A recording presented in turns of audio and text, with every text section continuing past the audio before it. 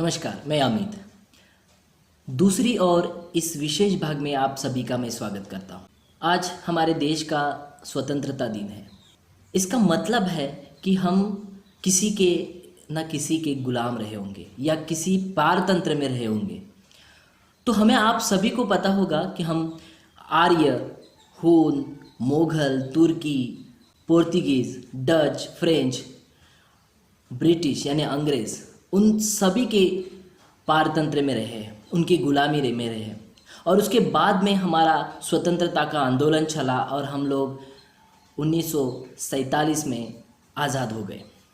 वो आज़ादी के समय हमें ज़रूरत पड़ी कि हम जो संघ राज्य में बटे हुए थे, हमें ज़रूरत पड़ी कि इन पूरे संघ राज्यों को एक साथ हमारा एक संघ बनने के लिए, एकत्र बनने के लिए हमें किसी कानूनी व्यवस्था की ज़रूरत पड़ी और इसीलिए हमारा भारत का संविधान बना।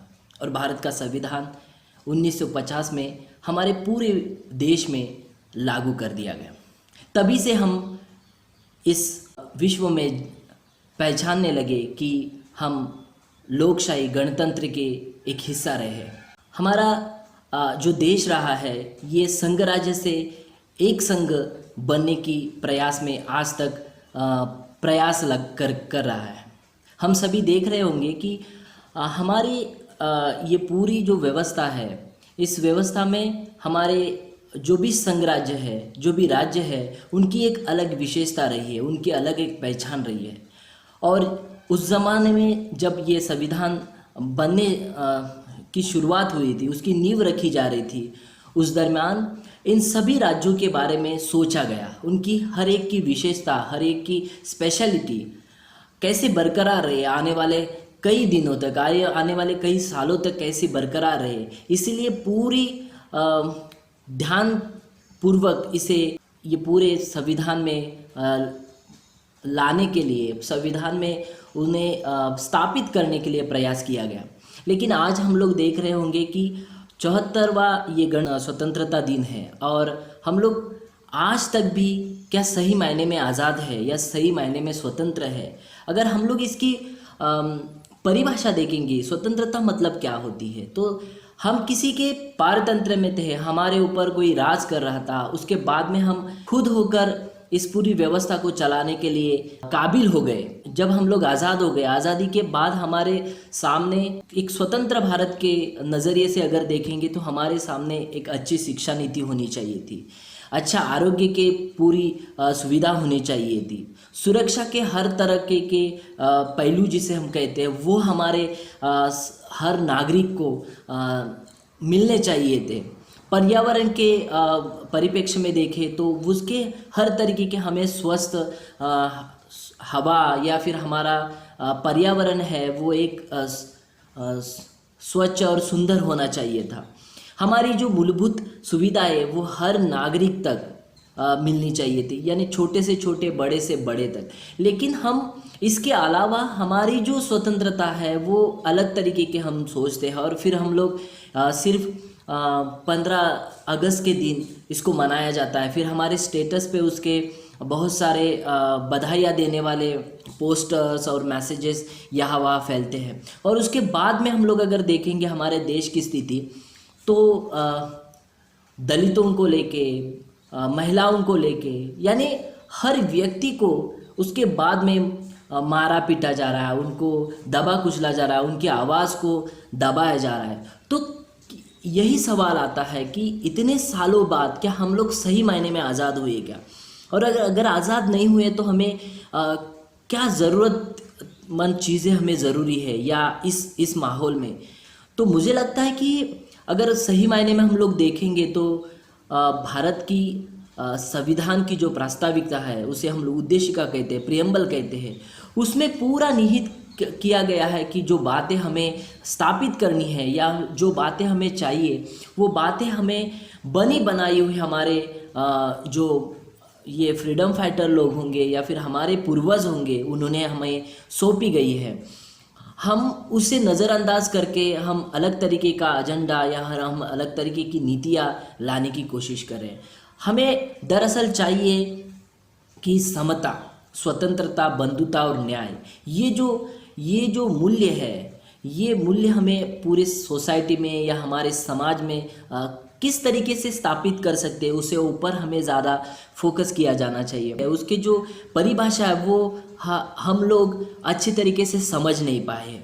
तो समता का ज़्यादातर मीनिंग लोग लेते हैं कि इक्वालिटी, पर ये ऐसी नहीं है, क्योंकि हमारा जो देश है वो संघ राज्य से बना है। यहाँ के लोग अलग है, यहाँ की जो संस्कृति है वो अलग है, रहन सहन अलग है, भाषा अलग है।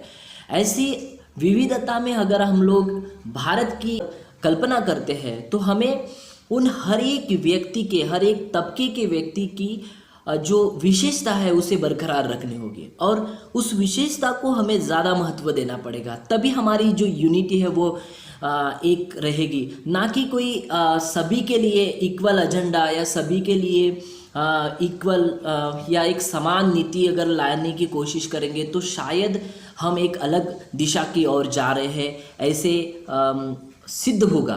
तो हमें उस हर एक व्यक्ति, हर एक नागरिक के बारे में सोचकर हमारी नीतियाँ, हमारी जो योजना है वो बनानी पड़ेगी। क्या हर व्यक्ति के पास शिक्षा पहुंच रही है? क्या हर व्यक्ति के पास आरोग्य की सुविधाएं पहुंच रही है? क्या उनकी मूलभूत लगने वाली जो प्राइमरी बेसिस नीड्स है वो हमारे हर एक लोगों के पास पहुंची है? क्या सुरक्षा महसूस होती है? क्या अगर हम लोग सुरक्षा की बात करते हैं तो लोग हमें तुरंत ताना देने लगते हैं, हमारे देश के ही लोग, कि अगर आपको यहाँ पे सुरक्षा नहीं लग रही होगी तो आप किसी दूसरे देश में जाने के लिए हमें कहा जाता है। तो सुरक्षा नहीं महसूस कर रहे आज भी हम लोग। इसका मतलब ये है कि लोग बोलना स्टार्ट करते हैं तो उनके ऊपर अलग अलग तरीके के, उनके ऊपर अलग केसेस डाल के उनको जेल के अंदर या उनको दबाया जाता है, उनको मारा जाता है। ये सारी नीतियाँ हमारे देश में चल रही है, और इसीलिए बड़ा सवाल आज के दिन हम लोग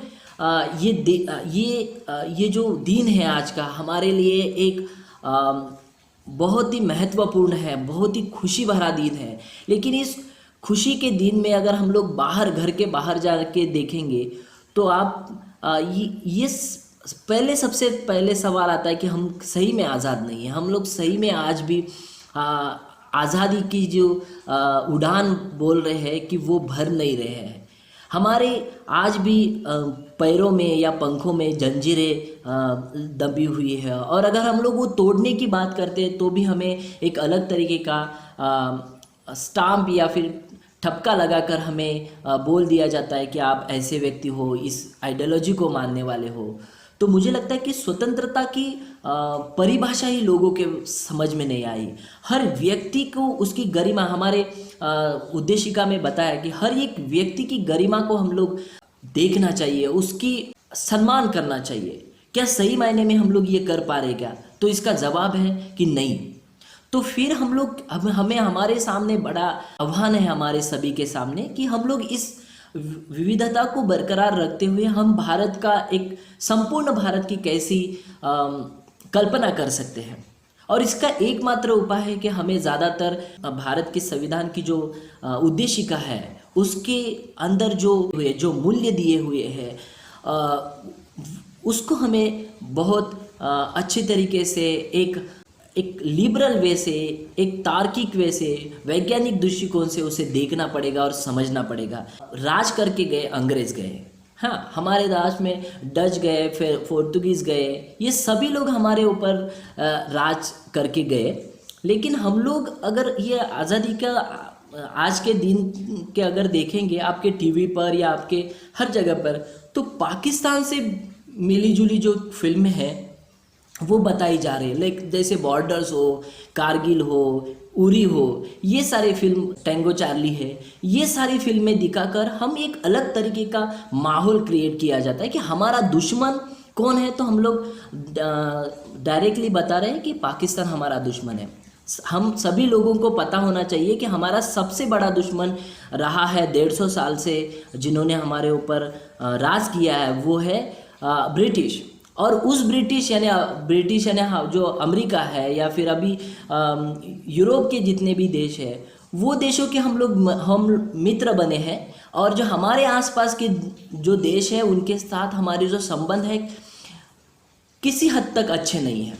यानी हम लोग उनके संबंध तोड़ तोड़ रहे हैं और वो पूरे दिमाग में डाला जा रहा है। टीवी के माध्यम से, मीडिया के माध्यम से, हमारे ब्रिटिश से हमें आज़ादी मिली है और हम लोग ये पाकिस्तान को कोसते रहते हैं। मैंने कल के दिन 14 तारीख थी और मैंने पाकिस्तान को बधाई देने के लिए मैसेजेस डाले थे। बहुत सारे रिप्लाई मुझे आए कि आप पाकिस्तान में जाके रहिए। भाई वो हमारा ही हिस्सा था, उसे उसे बांट दिया गया किसी एक विवाद के तहत और फिर वो अलग हुआ।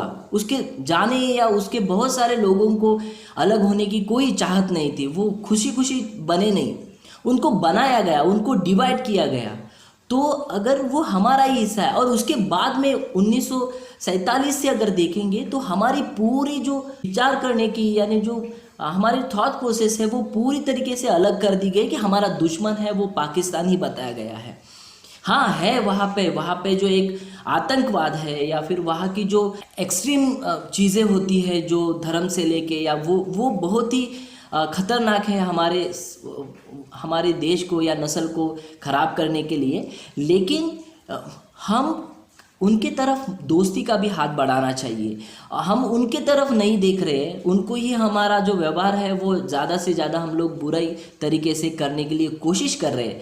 और हमारे जो यूरोपियन देश है उनके साथ हमारा व्यवहार बहुत अच्छी तरीके से है। उनके स्वागत के लिए हम लोग इतने सारे करोड़ों रुपया खर्चा करते हैं, वो आप सभी ने देखा है। मुझे लगता है कि ये सब बातें हमें सोचनी पड़ेगी। क्या सही मायने में हमारा पाकिस्तान हमारा दुश्मन है क्या, या फिर ये पॉलिटिकल कुछ चीज़ें होती है उस वजह से ये दिखाया जा रहा है। मुझे तो क्लियरली दिख रहा है कि स्वतंत्रता दिन के दिन हमारे जो टीवी पर आने वाले जो ये पाकिस्तान विरोधी जो फिल्म्स है वो नहीं दिखानी चाहिए।